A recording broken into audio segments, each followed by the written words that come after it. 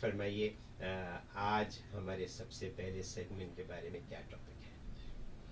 الحمدللہ وحدہ والصلاة والسلام علی من لا نبی بعدہ، اما بعد۔ اس حوالے سے آج میں گفتگو کروں گا رؤیت ہلال پر، جی، چاند کے مسئلے پر۔ جی، اس لیے کہ آپ جانتے ہیں کہ جیسے رمضان کی آمد ہوتی ہے جی، یا جی، عید کی خوشیاں آتی ہیں تو اختلاف و انتشار شروع ہو جاتا ہے۔ بالکل، بہت عرصے سے یہ ہو رہا ہے اور آپ نے اس کو بہت حد تک دور کیا ہے۔ دور کیا ہے، الحمدللہ جی، الحمدللہ۔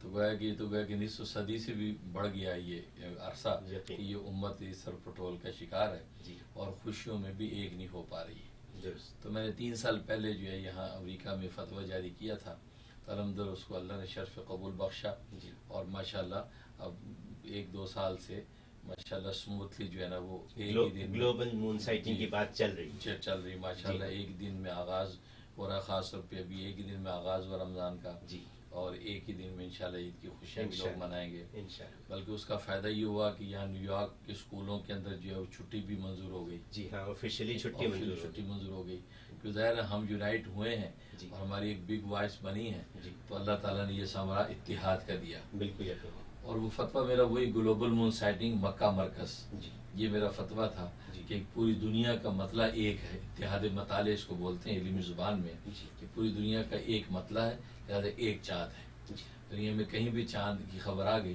جی، اور دوسری دنیا کے حصوں پہ وہ شرعی طریقے سے پہنچ گئی، سب اس کو فالو کریں گے۔ درست، لہٰذا اس کے لیے میں نے سینٹرل اتھارٹی جو ہے وہ مکہ مکرمہ کو قرار دیا کہ اچھا، وہ مرکزی اسلام ہے، لہٰذا اس کو سینٹرل اتھارٹی بنایا جائے، کیونکہ وہ ایک ایسا مقام ہے کہ پوری دنیا کے مسلمانوں کے لیے مقدس ہے اور محترم ہے، اور ہر دنیا کا انسان اس کے سامنے جھکتا ہے۔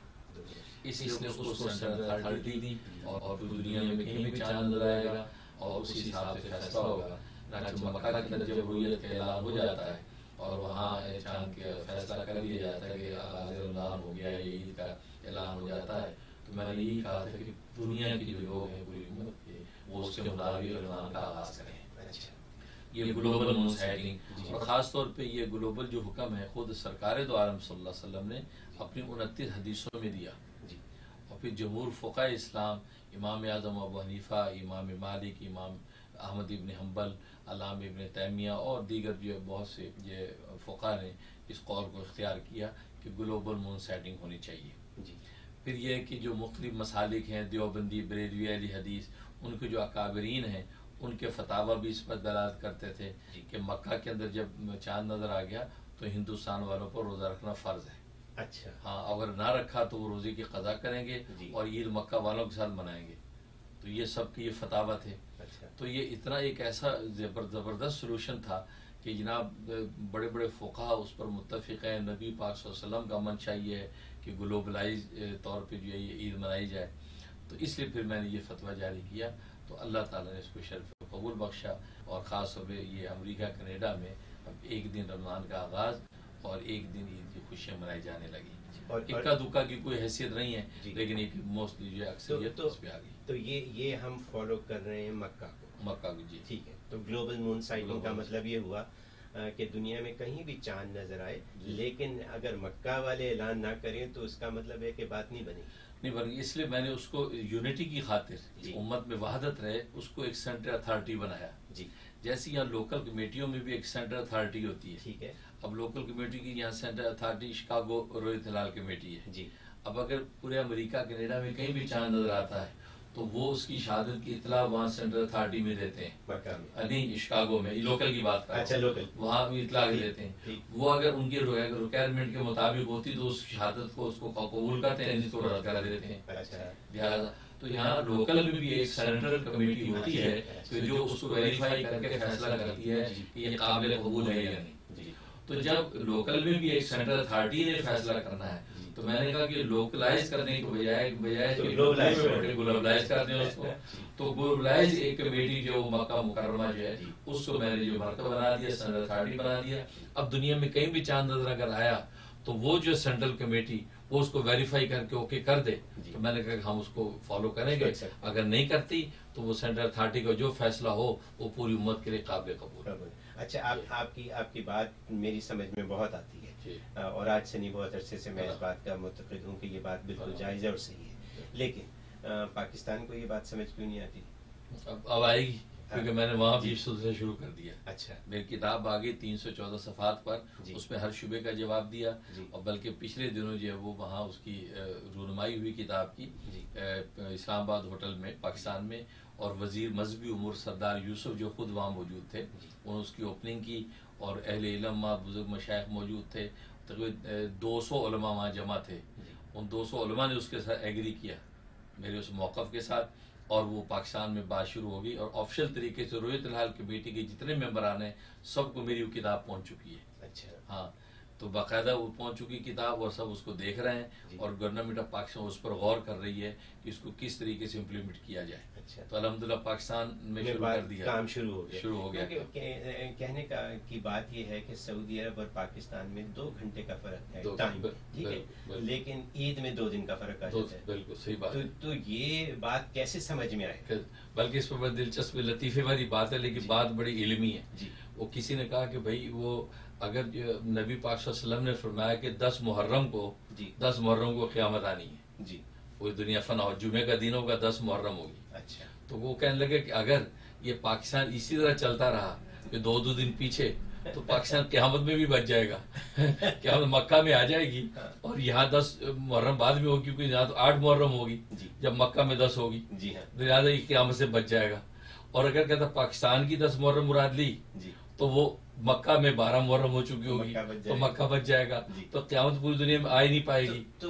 تو بات اصل میں یہ ہے کہ مکہ اور مدینہ کی جو 10 محرم ہے وہ پوری دنیا میں 10 محرم ہوگی. اچھا. تو آج کیا آج ایسا ہی ہے کہ جو مکہ اور مدینہ میں 10 محرم ہے وہ پاکستان میں بھی 10 محرم؟ نہیں ہے. آج نہیں. اس لیے تو کہہ رہے ہیں نا کہ 10 محرم کو قیامت آئی تو پاکستان والے بچ جائیں گے.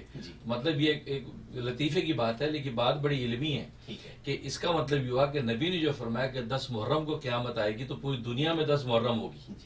اور ظاہر ہے کہ اس کی سینٹرل اتھارٹی جو وہ مکہ مکرمہ ہی ہے, کہ مکہ ہی کی 10 محرم اسی کے کیلنڈر کے حساب سے پوری دنیا میں ایک دن تاریخ ہوگی. یہی وہ میرا مقصد ہے, اتحاد مطالعے کی پوری دنیا کے چاند ایک ہے, 2 نہیں ہے. چلیے, میں اس بات کو کچھ یوں سمجھوں گا کہ 1 اسٹیپ ایٹ اے ٹائم.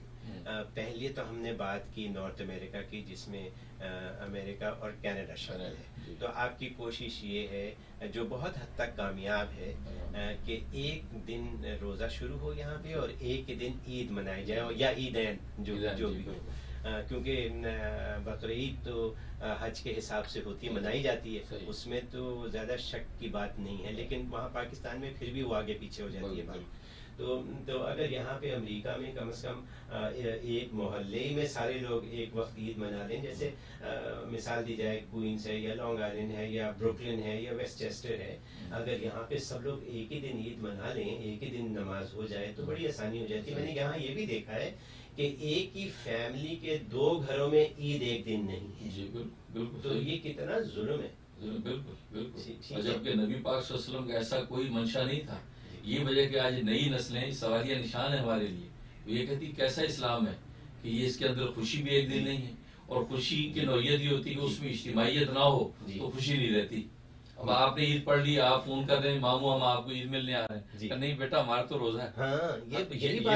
یہ ہوا. بلکہ ایک فیملی کے اندر بیوی نے عید پڑھ لی, میاں کا روزہ ہے. اب بتائیے, بیٹے نے عید پڑھ لی, ماں کا روزہ ہے, کیونکہ وہ ایک سینٹر کو فالو کر رہا ہے. وہ کہتے ہیں ہم نے تو عید پڑھ لی, وہ دوسرے کو جگہ تراویح پڑھ رہے, وہ کہتے ہیں ہماری تو کل ہے. مسجدوں کو فالو کر. ہاں, اس کا نتیجہ کیا ہوا کہ گھر کے اندر انتشار. بلکہ ایسے واقعات میرے سامنے آئے کہ طلاق کی نوبت آ گئی اسی وجہ سے. ہاں, میاں نے کہا کہ اگر تم نے جو وہ عید کی روزہ نہ رکھا نا تو تمہیں طلاق دے دوں گا, اور طلاقیں ہو گئی. یہ حالات پیدا ہوئے. تبھی جا کر تو میں نے پھر یہ فتویٰ جاری کیا, اور میں نے اس پہ محنت کی, اور میں نے پورے جو اکابرین کو اس کو فتویٰ میں نے لکھا ہوا بھیجا, انہوں نے میری تائید کی. اس کے بعد پھر یہ چیز سامنے آئی. الحمدللہ اللہ نے اس میں کامیابی مجھے دی. آپ نے یہ بڑا نیک کام کیا. آپ کو پتہ نہیں کہ کتنے لوگ آپ کو دعائیں دے رہے ہیں, جو آپ سے مل نہیں سکتے, بات نہیں کر سکتے, وہ آپ کو دعائیں دیتے ہیں کہ آپ نے یہ قدم اٹھایا اور آپ اس پہ ڈٹے ہوئے ہیں, اور جو بھی اسلامی طریقہ ہے اس سے اس کو حل کروا رہے ہیں. خواتین و حضرات, ہمارے اس پروگرام میں یہ عید اور چاند کے اوپر آج کا پروگرام ہے.